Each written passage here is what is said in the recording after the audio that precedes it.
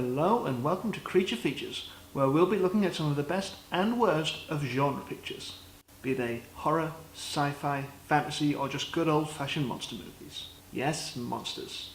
These are the creatures that haunt you in your dreams, they stalk you at night, they carry you away, they wreck up Japanese cities. I love them to death. And there's no better monster to start this show with than the king of the monsters himself, my main man, Godzilla. Yes, Godzilla. A colossal monster rising from the sea to point out the folly of men by means of smashing pagodas. You know him, I'm sure. Even if you haven't seen any Godzilla films, you're likely aware of the giant lizard who wades through the buildings towards the centre of town. He's a cultural icon, as his over 60 years of existence and 30 movies can attest to. His popularity spreads from everything from TV to comics to music and even a Simpsons cameo. I absolutely adore the Godzilla series, and can find something to enjoy in almost every one of the movies, but not that one. Today, we're going to be looking at the film that started it all, 1954's Gojira, as well as the 1956 Americanisation, Godzilla, King of the Monsters. First things first, a little history.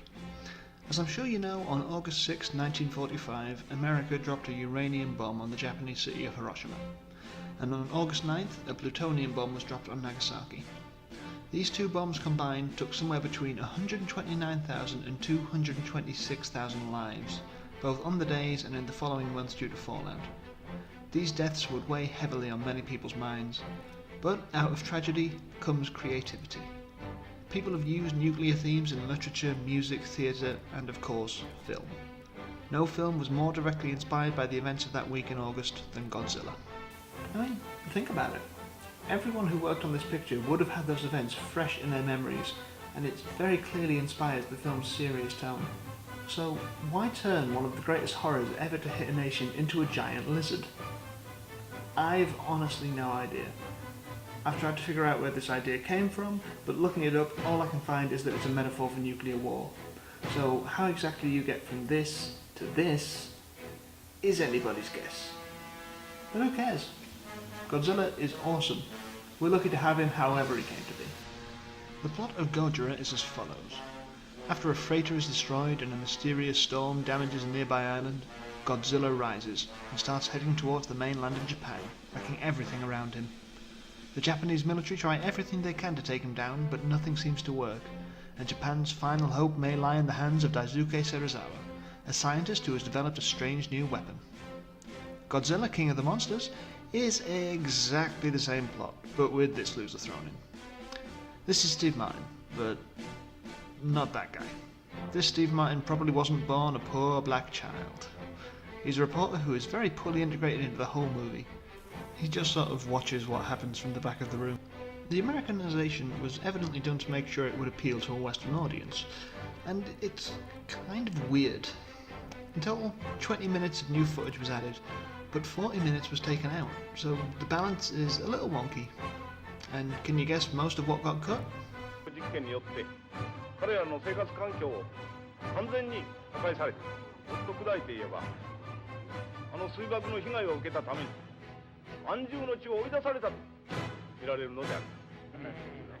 Yeah, a whole lot of the nuclear commentary is just straight up gone, which, considering this was made to appeal to the country that dropped the bombs in the first place, hardly surprising. But disappointing, considering that was the whole intent of the original film. I mean seriously, Gojira is chock full of it, with one of the characters even having been a survivor of Nagasaki. It's this that makes having to use a weapon of a similar nature to defeat Godzilla all the more poignant, as they know what damage the oxygen destroyer could do, but they have to use it out of lack of any other choice. Also because this super sad choir of schoolgirls makes them. Also, why is that one girl not singing? Tokyo is burning and you can't muster a few notes, you no good, rotten little... Anyway, in comparison, Godzilla, King of the Monsters has only one real moment where nuclear weaponry is ever mentioned.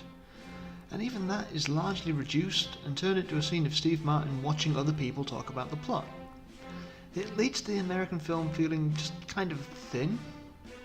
It's actually kind of a precursor to a lot of the Godzilla films, if you think about it, because there's not much substance to it beyond monsters smashing through buildings. The other thing missing from the American version is the character development. In the Japanese version, we get 3 major characters in a love triangle, and another who gets crushed by the thought of killing Godzilla. One of them has created the device that will ultimately kill Godzilla and is terrified that it will fall into the wrong hands, and so commits suicide so no one can learn of his invention. And these are all present in the American version, but significantly less time is devoted to them. The suicide in particular is really underplayed. Everything gets lost because of the focus on Steve Martin, and it's a shame that a good film gets turned into an average film. Look at the scene where they have to come in Serizawa to use the oxygen destroyer. In the original, it lasts 8 minutes, including the schoolgirl choir. We go from polite conversation, to a fight, to rational explanation, to serious nuclear commentary, to desperation, to the incredibly moving choir over destruction, to Serizawa's final acceptance of his fate.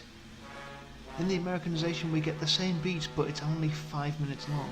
The desperation isn't as complete, and the whole thing feels undermined by the dub, which leaves a lot to be desired. One character who really gets the shaft in the Americanization is Dr. Imani. In Gojira, he gets most of the political comments and feels sympathy towards Godzilla. In King of the Monsters, some of those moments are still there, but again, much shorter and not very well dubbed. Though they do give him an extra scene via some solid back-of-the-head body double acting. So, given that the original eclipses the Americanization in almost every way, are there any circumstances under which I'd recommend King of the Monsters? Kind of. If you haven't seen the Japanese one and can't get behind the idea of watching films with subtitles. Because for all the flaws in the Americanization, the shoehorned in scenes of Steve Martin reacting to things, the lack of decent character development or nuclear commentary, and the mediocre dubbing, the scenes where Godzilla is wrecking stuff are still wholly satisfying to watch. I mean, look at him melt those pylons with his atomic breath. Look at him kill all these reporters on that tower. Look at those helpless people on a subway train. It's just so cool. And you get almost equal amounts of this in both versions. So overall, I would recommend Gojira over Godzilla King of the Monsters. But if the Americanization is the only version you can find, it's still worth checking out to see where everyone's favourite kaiju came from. If you've never seen a Godzilla movie or have only seen the 2 American films, then definitely check these out, because there is no better way to watch a series than from the start.